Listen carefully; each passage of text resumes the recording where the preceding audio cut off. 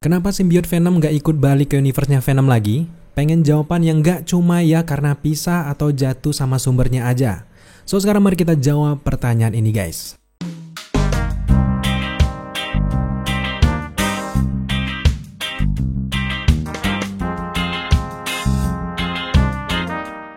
Jelas pertanyaan ini sangat menarik untuk kita bahas karena masih jarang sekali yang membahasnya. Oke, sekarang melanjutkan rantai pembahasan dari Spider-Man No Way Home. Kali ini kita mari fokus ke sosok Venom yang hadir di Spider-Man No Way Home. Let's go. Lewat trailer dari Spider-Man No Way Home kita taunya villain di film ini hanya ada 5. Sehingga fakta tersebut memupuskan harapan kita tentang hadirnya Sinister Six di MCU.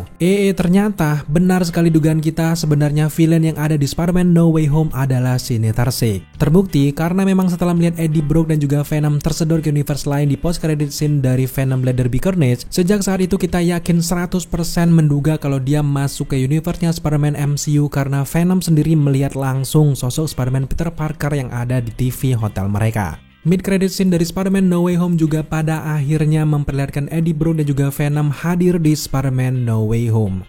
Tapi memang sangat disayangkan mereka tidak sempat bergabung dengan villain-villain lainnya untuk melawan 3 Spider-Man. Alasan utamanya, Eddie dan juga Venom ini masih bingung ia ini sedang di mana. Perpindahan dan juga perubahan ruangan hotelnya saja sudah jelas membuat mereka semua linglung. Satu-satunya petunjuk adalah tentu saja Spider-Man yang sedang diberitakan menjadi pembunuh dari Mysterio. Tapi tentu saja itu tidak cukup. Dari segala jenis Venom, Venom versi Sony ini adalah simbiot yang unik dan berhasil berteman dengan manusia. Venom versi ini tidak sejahat versi Sam Raimi. Semua itu berkat seorang Eddie Brock yang berhasil melatih dan mengendalikan amarah dari seorang Venom. Sekarang mari kita balik lagi ke Spider-Man No Way Home. Di pertengahan filmnya kita tahu kalau Peter Parker MCU dengan bantuan MJ dan juga Ned melangkah cepat untuk mencari berita apapun yang ada di sosial media yang memiliki unsur kedatangan makhluk jahat dari multiverse. Yap, hanya bermodalkan sosial media saja guys. Bahkan seorang Peter Parker MCU tidak menggunakan Spider Sense-nya untuk mencari para villain tersebut. Alhasil, yang membuat gaduh hanyalah Doc Ock, Sandman, Electro, Lizard, dan juga Green Goblin saja. Sedangkan Venom boro-boro bikin gaduh, dia saja masih kebingungan sedang di mana. Jelas kita bisa membayangkan kalau Eddie Brock dan juga Venom hanya keluar beberapa meter saja dari hotelnya, lalu menemukan sebuah bar di sekitaran sana, lalu duduklah mereka minum-minum di bar tersebut. Seorang Eddie Brock yang kita tahu sendiri kalau dia ini cukup gegabah juga secara insting pasti langsung masuk ke bar tersebut, lalu mencoba untuk bertanya ke siapapun yang ia temui bahwa dia ini sedang berada di mana.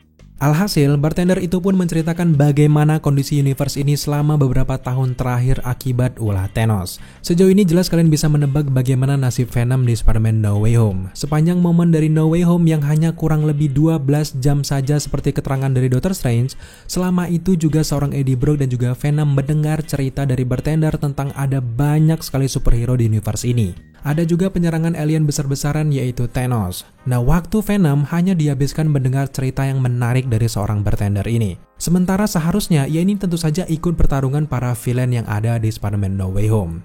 Sosok Venom memang sengaja dibuat bercandaan oleh sang sutradara karena semua itu ada sebabnya guys. Karena Venom versi Sony ini sudah berubah menjadi sosok anti-hero berkat Eddie Brock dan ditinggalnya Spider-Man ke MCU. Kalau mereka tetap memaksa Venom menjadi villain, maka akan sangat kontras dengan branding Venom yang versi Sony. Jadi itulah alasan kenapa Venom tidak ikut bertarung sebagai villain di Spider-Man No Way Home. Eddie dan juga Venom dibuat tidak pernah sampai ke titik tujuannya dan masuk akal karena tidak mungkin seorang Eddie Brock tiba-tiba tahu Santum Santorum atau tahu lokasi pertarungan mereka hanya dengan cara menanyakan ke warga sekitar. Bahkan pertarungan akhir di Patung Liberty saja warga New York dan sekitarnya tidak ada yang sadar dan tahu ada pertarungan yang sangat besar.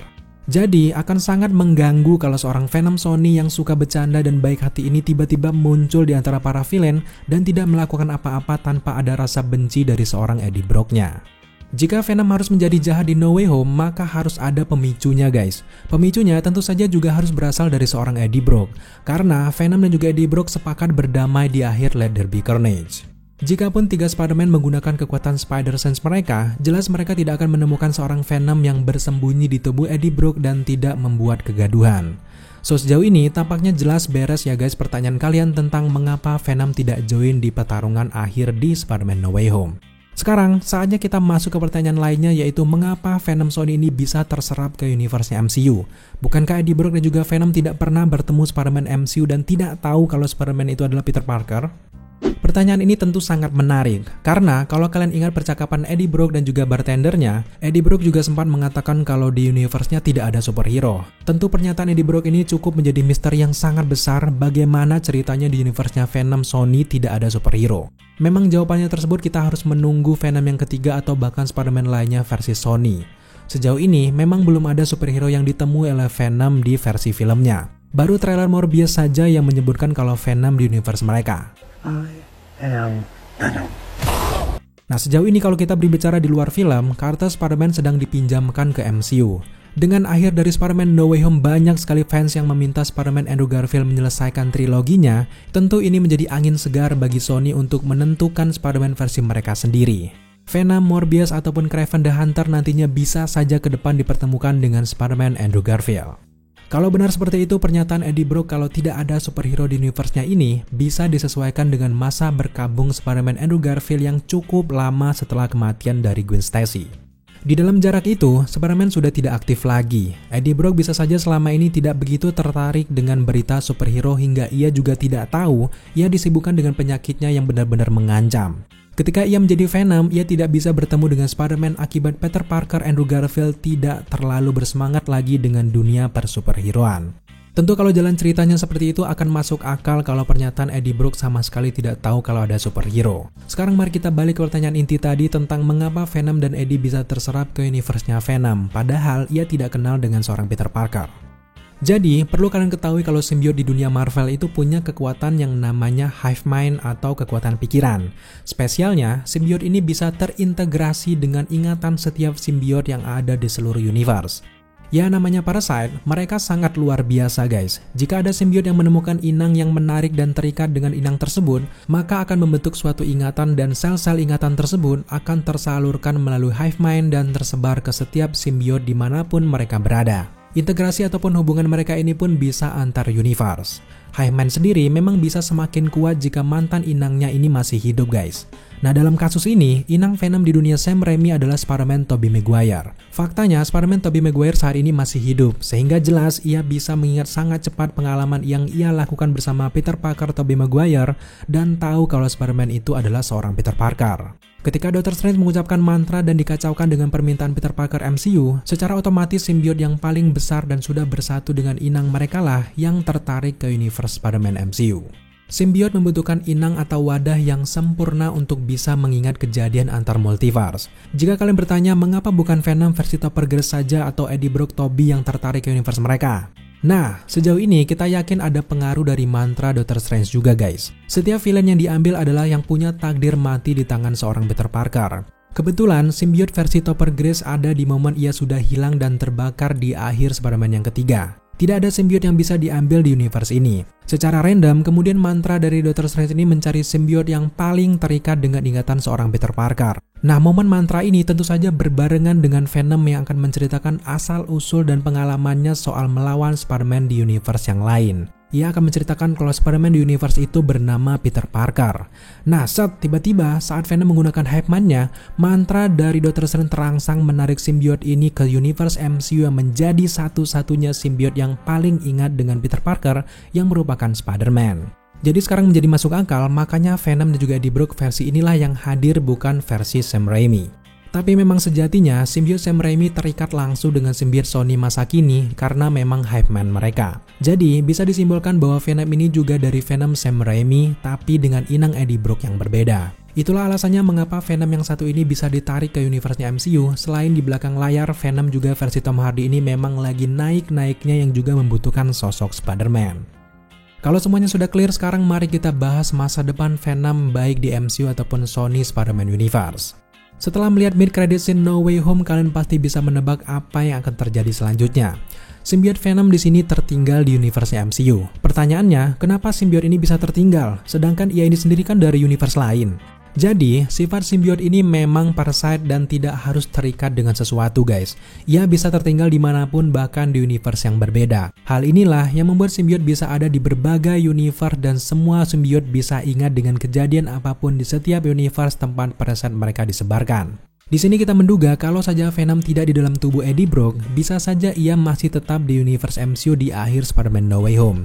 Berhubung karena Venom berada di dalam tubuh Eddie Brock, maka ia juga ikut terserap ke universe-nya semula karena ada penggabungan tubuh mereka yang bukan berasal dari universe-nya MCU. Jadi jelas ya guys, simbiot adalah makhluk multiverse yang sifatnya tidak terikat. Jadi, sudah tidak aneh kenapa simbiot kecil ini bisa tertinggal di universe-nya MCU. Sama seperti keringat yang tertinggal di lantai, ketika inangnya kembali ke universe-nya, keringat tersebut tidak akan ikut kembali. Intinya, simbiot bukan makhluk yang terikat pada satu hal saja. Nah, sekarang mari kita lanjut ke pembahasan sebelumnya. Simbiot yang tertinggal di MCU tentu akan mencari inang sementara sampai ia menemukan inang ataupun orang yang tepat. Kalau kita melihat mid-credit scene dari Spider-Man No Way Home ini, kita masih menduga kuat kalau simbiot ini akan menghampiri siapa saja yang terdekat yang ada di dalam bar ini. Bisa saja bartendernya yang akan dijadikan inang sementara. Apalagi simbiot hanya mengenal pria ini saja. Ya, meskipun kita masih ragu apakah dia akan menetap atau tidak, sampai simbiot ini menemukan yang cocok, maka akan sangat menarik untuk menantikan perjalanan simbiot kecil ini di universe-nya Spider-Man MCU. Tapi sejauh ini kita bisa melihat bagaimana rencana Sony dan juga MCU akan mengubah simbiot mereka di film keempat Spider-Man-nya. Bisa saja simbiot ini bukan menjadi Venom, melainkan simbiot ini akan membentuk identitas lain seperti Agent Venom, Null, Riot, dan jenis simbiot lainnya. Tinggal kita menunggu saja apa rencana mereka untuk Spider-Man keempat nantinya. Yang paling kita antisipasi adalah kalau benar teori kita Peter Parker akan bekerja di Daily Bugle nantinya, apakah ada Eddie Brock lain di universe ini? Kalau ada, bisa saja Eddie Brock ini yang akan menjadi Venom selanjutnya. Namun memang terlalu mudah ditebak jika ceritanya seperti itu guys. Kita jelas masih berharap kalau simbiot Venom di MCU akan membentuk identitas baru yang selama ini belum pernah dimunculkan di versi live actionnya Venom.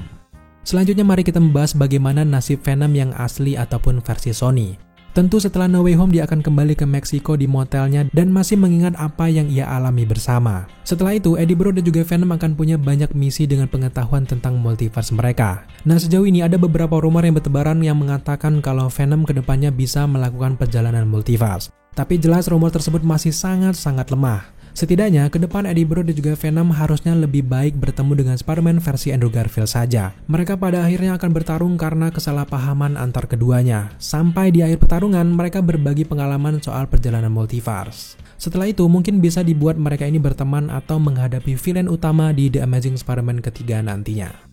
Tapi jelas semua itu adalah harapan kita saja, terrealisasi atau tidaknya tinggal menunggu keputusan Sony saja yang kabarnya juga tertarik untuk mengembangkan dan juga menyelesaikan trilogi dari The Amazing Spider-Man.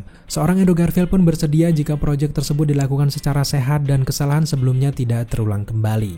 Kedepan, tampaknya Spider-Man Universe akan semakin berkembang dan akan banyak sekali proyek Spider-Man yang akan datang menjumpai kita semua guys. So, pastikan kalian semuanya update lewat channel ini. Oke guys, itulah pembahasan singkat kita tentang nasib Venom yang ada di Spider-Man No Way Home. Jika kalian suka dengan konten seperti ini, jangan lupa dukung kita dengan cara subscribe, like, komen, dan share. Serta jangan lupa juga untuk nyalakan notifikasi agar kalian mengetahui apabila kita mengupload video setiap harinya. Thank you guys.